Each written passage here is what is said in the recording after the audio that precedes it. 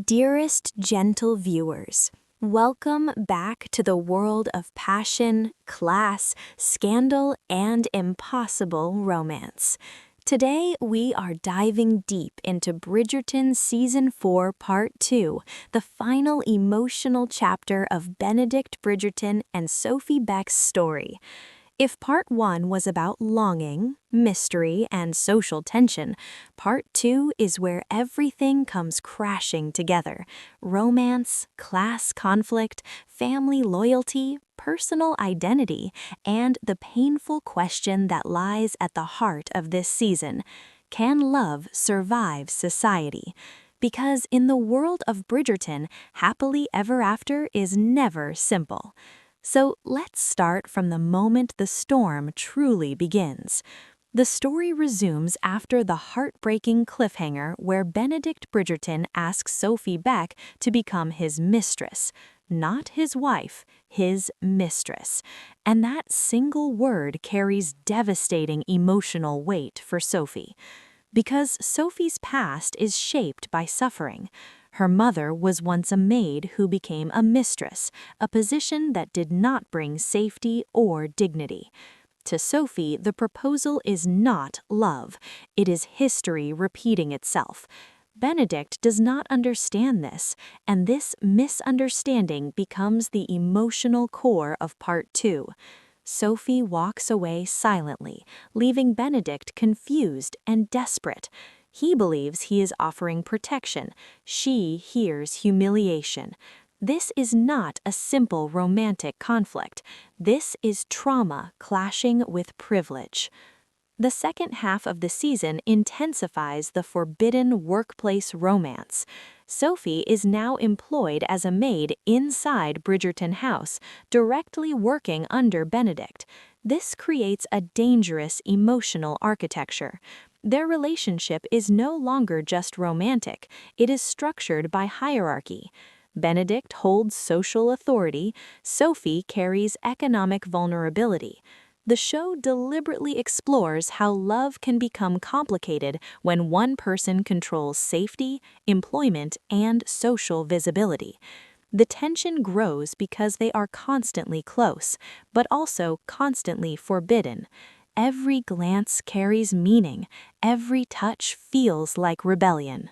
One of the most interesting recurring motifs is the symbolic connection between the couple and water. Their first meeting already planted this idea. The narrative suggests that Benedict and Sophie are like two currents moving toward deeper emotional territory. Water represents intimacy, surrender, and vulnerability. Their romantic scenes balance sensuality and emotional honesty rather than focusing only on physical passion. The bathtub and my cottage sequences reinforce this symbolism.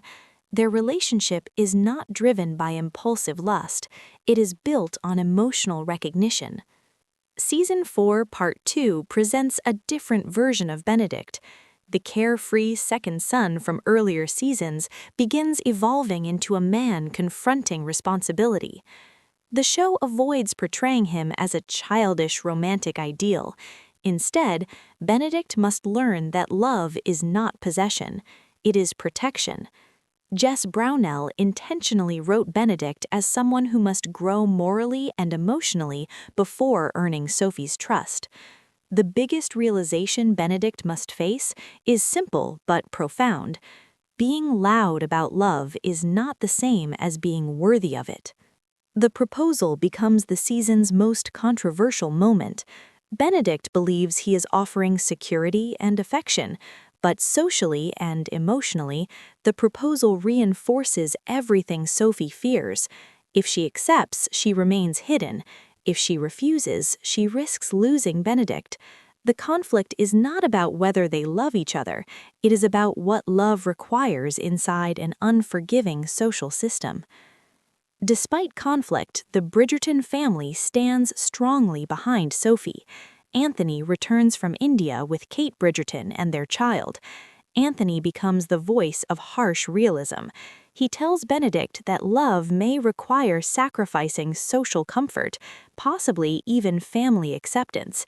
This mirrors the central theme of the season. love versus social survival.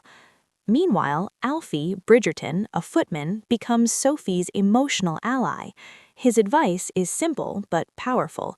No woman wants to be hidden, regardless of social rank. One of the most mature narrative arcs belongs to Violet Bridgerton.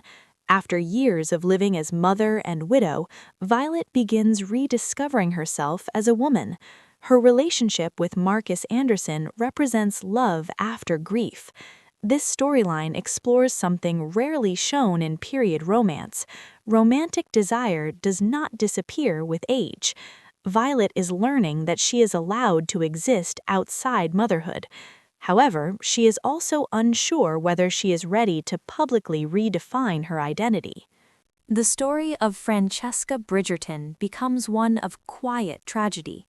Her marriage to John Sterling is portrayed as peaceful rather than passionate. The relationship is built on emotional safety rather than explosive romance. But intimacy becomes complicated. Francesca struggles with physical emotional expression.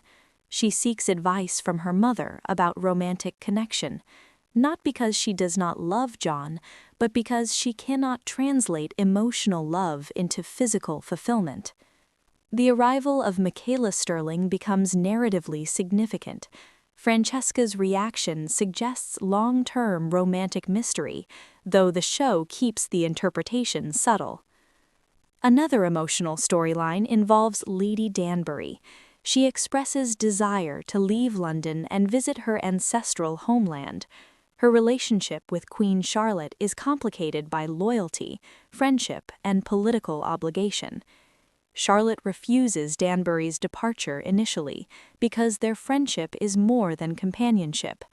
Danbury acts as emotional honesty for the Queen.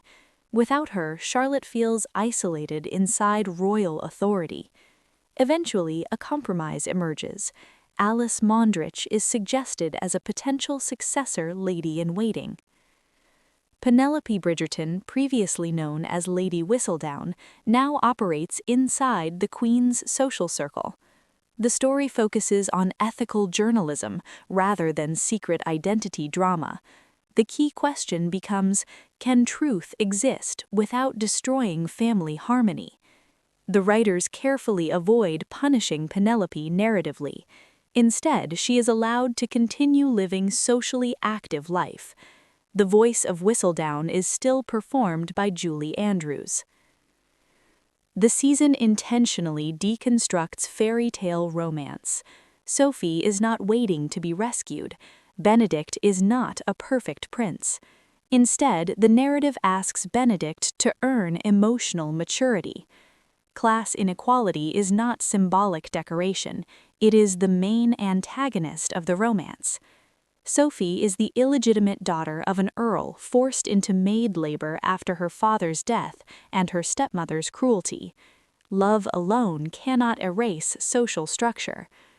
The true antagonist is Lady Araminta Gunn. Her hatred of Sophie is not only personal, but social. She resents Sophie because Sophie represents the man Araminta loved. Her cruelty is driven by insecurity, jealousy, and fear of social displacement. The season shows humanity inside villainy, without excusing abuse. The story reaches its happiest resolution when Benedict Bridgerton finally understands that love is not about possession, secrecy, or social convenience. Earlier in the season, Benedict's proposal to Sophie Beckett as a mistress represented a fundamental misunderstanding of her trauma and life history. Sophie's rejection was not simply pride, it was survival. The word mistress carried emotional scars because Sophie's mother lived a similar life, trapped in social invisibility and emotional instability. By the finale, Benedict evolves. Instead of trying to protect Sophie inside the social structure that hurt her, he chooses to challenge that structure itself. This is the central philosophical victory of the season. The story resolves Sophie's legitimacy problem through a carefully constructed social narrative. The Bridgerton family orchestrates a strategy to help Sophie gain acceptance inside high society. Her backstory is slightly reshaped to present her as Miss Sophie Gunn, connected to noble lineage. This white lie is not portrayed as moral deception, but as emotional compromise. Showrunner Jess Brownell described the idea as preserving Sophie's happiness while allowing her to exist safely inside the social world. The Queen's acceptance is important because Queen Charlotte acts as the ultimate gatekeeper of social legitimacy. When the Queen approves Sophie, aristocratic society loses the justification to reject the union. The wedding takes place at My Cottage, intentionally outside London society. This location choice is extremely meaningful. Instead of forcing Sophie into Mayfair aristocratic tradition, the celebration becomes a hybrid social event.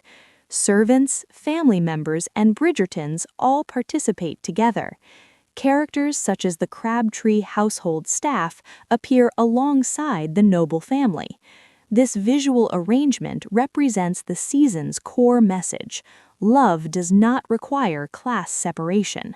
The ceremony is not about social spectacle, it is about community acceptance. Anthony Bridgerton initially opposes the idea of Benedict marrying a maid. His argument is not emotional cruelty, it is responsibility.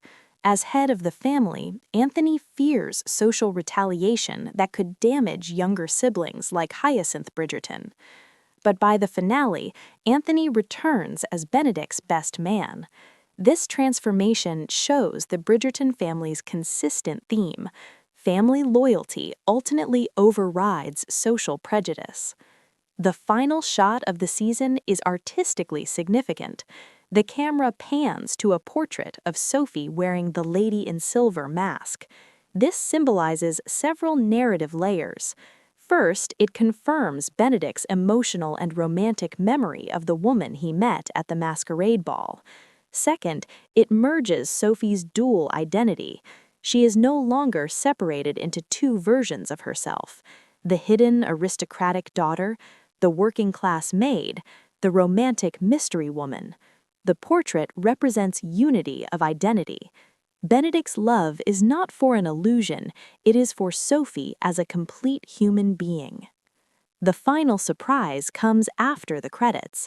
The show teases the continuation of social scandal culture through a possible new version of Lady Whistledown's voice. While Julie Andrews remains associated with the narration, the narrative hints that a new writer may be taking up the social commentary mantle.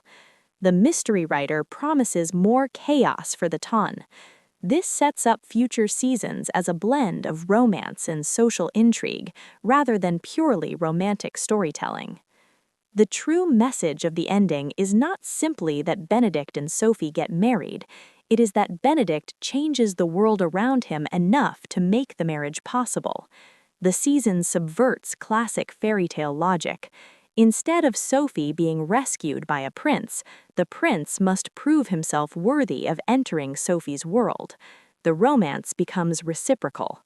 Season 4, Part 2 closes on optimism, but not simplicity. The world of Bridgerton remains socially restrictive, but within that restriction, the characters find spaces where love can grow, and that is why the ending feels both triumphant and quietly revolutionary. Because in this story, happiness is not given, it is negotiated, fought for, and finally earned.